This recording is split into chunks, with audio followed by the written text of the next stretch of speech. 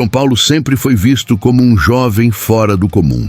Determinado, perspicaz e com uma curiosidade insaciável por tecnologia e inovação, ele era o tipo de pessoa que fazia perguntas que ninguém ousava fazer. Desde pequeno, João gostava de desmontar brinquedos para entender como funcionavam. Esse hábito curioso o levou a escolher a área de análise e inovação empresarial, onde acreditava que poderia impactar verdadeiramente o futuro das organizações. Ao ser contratado por uma renomada empresa de contabilidade, João Paulo viu sua entrada como uma chance de ouro. A empresa, mesmo com uma reputação consolidada, exalava um ar de estagnação. O ambiente era pesado, com corredores que pareciam ter parado no tempo, decorados com quadros antigos e móveis de madeira escura. Mas o que mais chamava a atenção era o espírito resistente à mudança que pairava no ar. Aqui fazemos as coisas do mesmo jeito há 20 anos. E sabe de uma coisa? Funciona, diziam os veteranos, com um tom que misturava orgulho e conformismo. Apesar disso, João Paulo acreditava que podia fazer a diferença. Ele começou a observar os processos da empresa com olhar crítico. Em pouco tempo, notou que os sistemas manuais estavam repletos de falhas. Planilhas se acumulavam em arquivos físicos, informações eram erroneamente replicadas e, frequentemente, erros humanos atrasavam prazos importantes. Ele sabia que a solução era clara: automatizar as tarefas mecânicas para que a equipe pudesse focar no que realmente importava. Se a gente implementar um sistema de automação, podemos reduzir os erros em pelo menos 80% e economizar horas de trabalho, declarou João em uma reunião com seu supervisor Marcos, um homem de meia idade que personificava o espírito conservador da empresa. Marcos, porém, não parecia impressionado. Olha, João, eu admiro sua paixão, mas não vamos reinventar a roda por aqui. Sempre fizemos assim e sempre deu certo. A frase ecoou na mente de João nos dias seguintes. Ele não conseguia entender como uma empresa que se dizia referência no mercado podia ignorar os avanços tecnológicos. Ele percebeu que a resistência à mudança não era apenas teimosia, era medo. Um medo profundamente enraizado de perder o controle sobre algo que eles acreditavam dominar. Ainda assim, João Paulo não era do tipo que desistia facilmente. Ele começou a trabalhar em uma proposta detalhada, ilustrando os benefícios do sistema automatizado que tinha em mente. Passou noites em claro, estudando cases de sucesso de outras empresas, reunindo dados e criando simulações para provar que sua ideia não era apenas viável, mas necessária. Mas João não estava preparado para o que viria a seguir. A resistência que enfrentaria não seria apenas profissional, mas também emocional.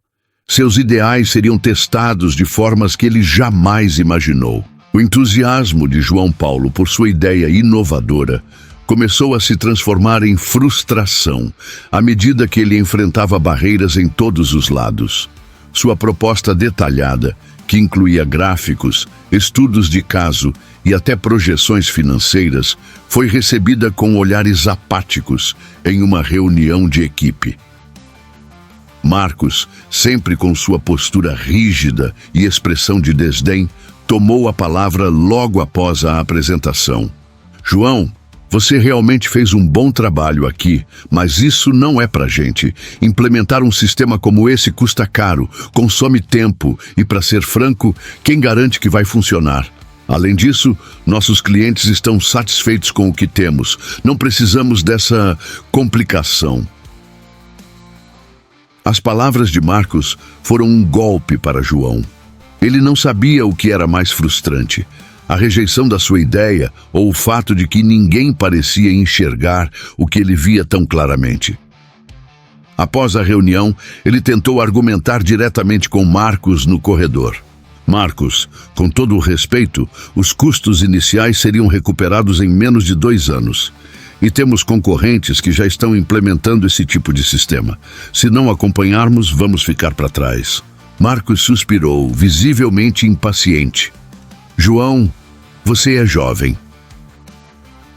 Eu entendo que você queira mudar o mundo, mas aqui fazemos as coisas de um jeito que funciona. Se você quer mexer nisso, talvez precise encontrar outro lugar para trabalhar. Aquela conversa foi um divisor de águas para João. Ele começou a perceber que a resistência à mudança não era apenas uma questão de falta de visão, era uma questão de poder. Os gestores da empresa, acostumados às suas rotinas, temiam que qualquer inovação pudesse expor sua incompetência ou tirá-los de sua zona de conforto. Enquanto isso, os problemas que ele havia identificado continuavam a se acumular. Planilhas com erros grotescos eram enviadas para clientes, contratos importantes eram perdidos por atrasos e as reclamações internas aumentavam. A equipe, sobrecarregada com tarefas repetitivas, começou a demonstrar sinais de cansaço extremo. Foi nesse contexto que João Paulo tomou uma decisão ousada. Ele começaria a implementar suas ideias em pequena escala, sem o aval oficial da diretoria. Identificou um setor menor da empresa, que lidava com contratos de menor valor, e convenceu os funcionários a testarem o sistema que ele havia desenvolvido. Em questão de semanas, os resultados foram impressionantes. Os erros praticamente desapareceram, e o tempo gasto em tarefas administrativas caiu pela metade. No entanto, o sucesso do experimento de João não passou despercebido por Marcos. Ao descobrir o que estava acontecendo, ele convocou João para uma reunião a portas fechadas. João, você tem ideia do tamanho do problema que acabou de criar? Nós não autorizamos isso. Se algo der errado, a responsabilidade cai sobre você. Marcos, nada deu errado. Na verdade, tudo deu certo. Os dados estão aqui. Se você se der ao trabalho de olhar, vai ver que economizamos tempo e aumentamos a eficiência. Isso é exatamente o que a empresa precisa. Mas a voz de João parecia cair em ouvidos surdos. Marcos, preso à sua mentalidade retrógrada, não estava disposto a admitir que poderia estar errado. Ele encerrou a reunião com uma ameaça velada. Se você continuar agindo por conta própria, João, eu não terei escolha a não ser tomar medidas mais sérias. A partir daquele momento, João percebeu que não estava apenas lutando por uma ideia. Estava lutando contra um sistema inteiro que se recusava a evoluir. O conflito não era mais apenas sobre inovação tecnológica, mas sobre o futuro da empresa e talvez o dele próprio. A atmosfera no escritório tornou-se cada vez mais pesada para João Paulo. O experimento que ele havia realizado, apesar de bem-sucedido, era agora motivo de cochichos pelos corredores. Alguns colegas o apoiavam discretamente, admirados por sua coragem, mas a maioria parecia evitá-lo. Ele sabia que, para muitos, desafiar Marcos era como brincar com fogo. Enquanto isso, os problemas maiores da empresa começaram a vir à tona. Um contrato milionário com um cliente de longa data foi perdido por causa de um erro grosseiro em uma planilha manual. Era um descuido que poderia ter sido facilmente evitado com o sistema que João propôs meses atrás. A notícia caiu como uma bomba entre os funcionários e a tensão era palpável. João sentiu que aquele era o momento de agir. Ele reuniu os dados do experimento que havia conduzido, bem como informações sobre os prejuízos recentes, e marcou uma reunião de emergência com a diretoria. Ele sabia que seria sua última chance de fazer com que enxergassem a gravidade da situação. No dia da reunião, João entrou na sala de conferências com a determinação estampada em seu rosto. A diretoria, composta por homens e mulheres, em sua maioria conservadores e resistentes a mudanças, o observava com olhares céticos. Marcos estava lá, sentado à cabeceira da mesa, com os braços cruzados e uma expressão de desdém. Eu sei que muitos de vocês acreditam que nossos métodos tradicionais são suficientes para manter a empresa funcionando, mas os números não mentem. Estamos perdendo contratos importantes e os erros manuais estão se acumulando. Se não mudarmos agora, o futuro da empresa estará comprometido. João projetou os resultados de seu experimento na tela. Ele mostrou como o sistema automatizado havia reduzido os erros e economizado tempo, permitindo que os funcionários se concentrassem em tarefas mais estratégicas. Isso é o que podemos alcançar com uma mudança simples. Não é uma questão de luxo, é uma questão de sobrevivência. Marcos interrompeu, com a voz carregada de sarcasmo. João, você acha que meia dúzia de números em uma tela vai nos convencer? Essa empresa existe há décadas e sempre prosperamos sem precisar dessas fírulas tecnológicas. João respirou fundo. Ele sabia que estava enfrentando mais do que resistência. Estava enfrentando o ego de pessoas que temiam abandonar o conforto de suas práticas ultrapassadas. Marcos, com todo o respeito, prosperar no passado não garante prosperidade no futuro. O mercado está mudando e nossos concorrentes estão se adaptando. Se continuarmos assim, vamos ficar para trás. A tensão na sala era quase tangível.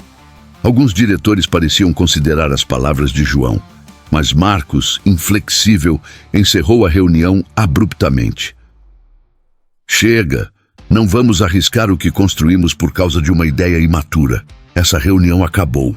Nos dias que se seguiram, as consequências foram devastadoras.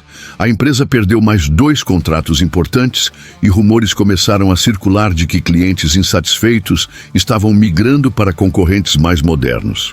A equipe, já sobrecarregada, tornou-se ainda mais desmotivada.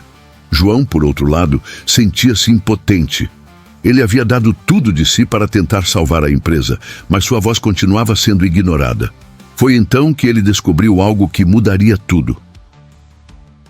Em meio a documentos antigos, encontrou registros de que Marcos havia rejeitado propostas similares no passado, temendo que a automação revelasse falhas ocultas em sua gestão.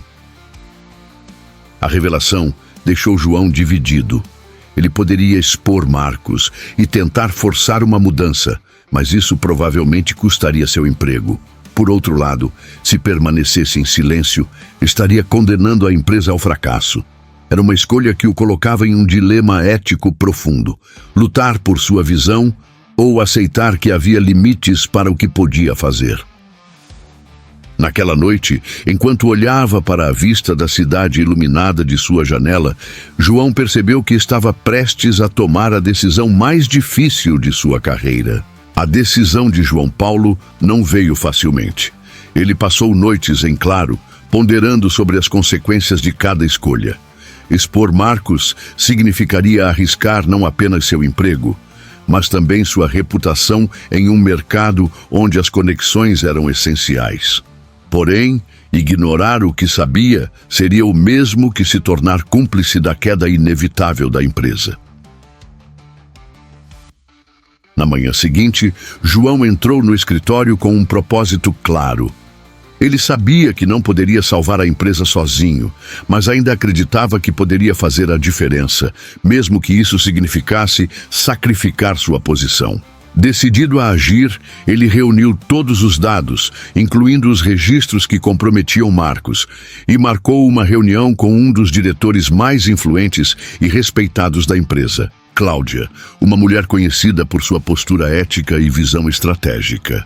Cláudia o recebeu em sua sala com um olhar curioso.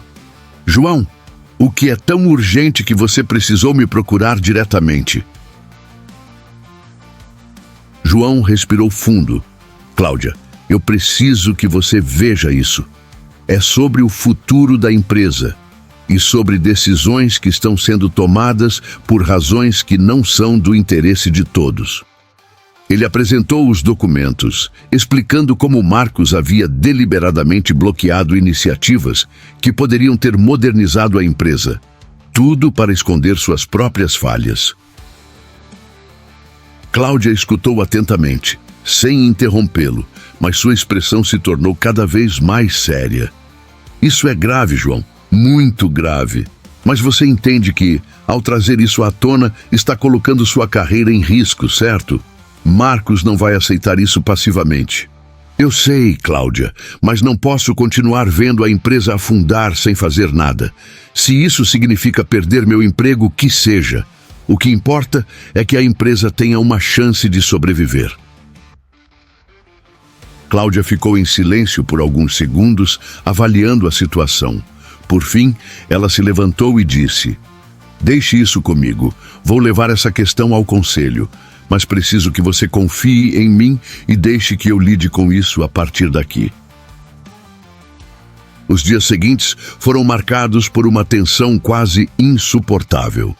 João sabia que sua denúncia poderia resultar em uma reviravolta para a empresa ou em sua própria demissão.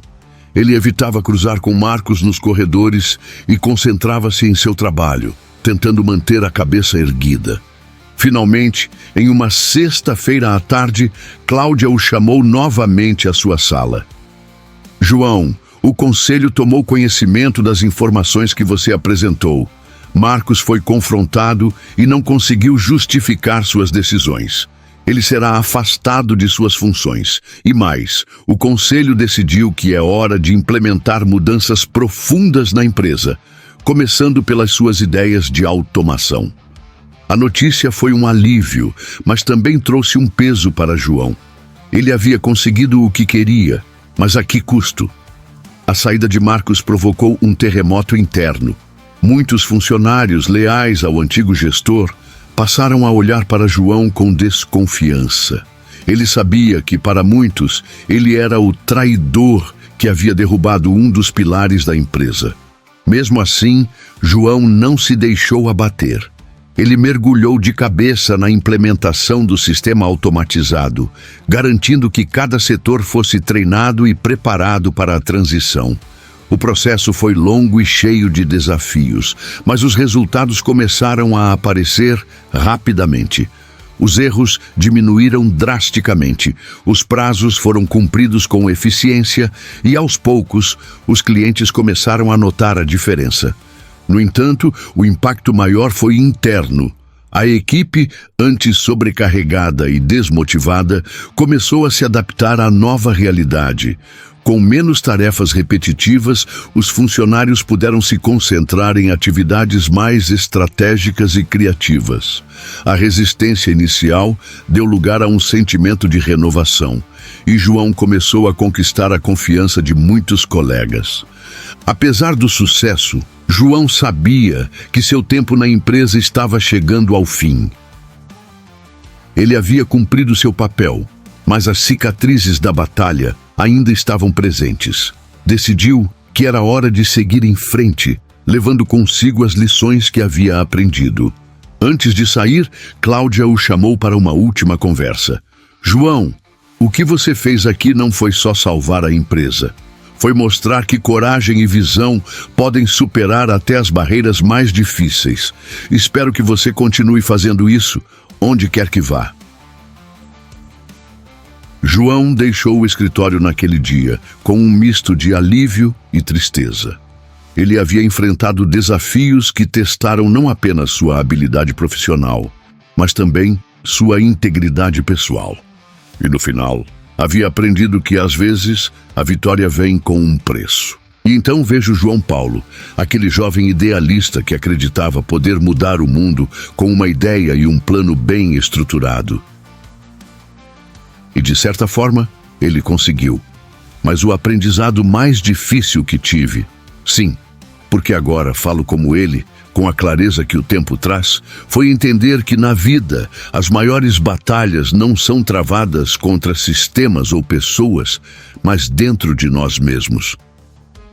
No começo, eu acreditava que bastava ter a resposta certa para resolver qualquer problema. que uma boa ideia, bem embasada, era suficiente para convencer as pessoas de que o progresso era inevitável. Mas o que eu não compreendia e só percebi ao passar por tudo isso é que o medo é um adversário poderoso. Ele não vive nos números, nos gráficos ou nas estratégias. Ele vive nas pessoas e muitas vezes ele as paralisa. Lidar com o medo dos outros foi uma das tarefas mais desafiadoras que enfrentei. Cada passo adiante parecia ser recebido com 2 passos para trás, com desconfiança, resistência e, por vezes, até hostilidade. Mas, ao mesmo tempo, o que mais me surpreendeu foi perceber o impacto que a coragem pode ter. Não a coragem de gritar ou de impor, mas a coragem de persistir, mesmo quando tudo parece conspirar contra. Há uma frase que ouvi certa vez e que só agora faz sentido para mim. Mudar é difícil no início, bagunçado no meio, mas lindo no final. Foi exatamente isso que vivi. No início, fui visto como um intruso, alguém que estava tentando destruir um sistema que, para muitos, era símbolo de estabilidade. No meio, enfrentei traições, isolamento e momentos em que quase desisti. Mas no final, vi um vislumbre do que poderia ser. Vi uma empresa que, mesmo cambaleando, começou a se reerguer. Vi colegas que antes me tratavam com frieza começarem a reconhecer o valor do que eu trouxe. E vi, acima de tudo, que minha luta não foi em vão. Mas não se engane, nem toda vitória é doce. Sair daquela empresa foi uma das decisões mais difíceis que tomei. Não porque eu não tivesse outras oportunidades, mas porque deixei para trás algo que ajudei a construir. Ao mesmo tempo, entendi que era necessário. Às vezes, para seguir em frente, precisamos deixar algumas coisas para trás. Hoje, quando penso naquela época, não sinto arrependimento. Pelo contrário, sinto orgulho. Orgulho de ter enfrentado o medo, tanto o meu quanto o dos outros. Orgulho de ter lutado por algo em que acreditava, mesmo quando parecia que ninguém mais acreditava. E, acima de tudo, orgulho de ter aprendido que, no final, a verdadeira inovação não está apenas na tecnologia ou nos processos, mas nas pessoas. Inovar é, acima de tudo, um ato de coragem. É abrir mão do conhecido para abraçar o incerto. É aceitar que errar faz parte, mas que permanecer imóvel é o maior erro de todos. E isso é algo que levarei comigo para sempre, onde quer que eu vá.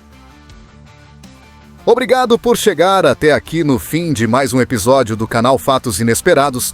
Esperamos que tenha gostado e considere nos apoiar através de um simples like. Além disso, esperamos que possa compartilhar com os amigos e se inscrever em nosso canal para novas aventuras. Essa história foi compartilhada pelo nosso amigo Marcos Ricardo, que vivenciou essa situação na empresa onde é gerente, e você também pode nos enviar sua história de crescimento, superação e evolução. Grande abraço e até a próxima!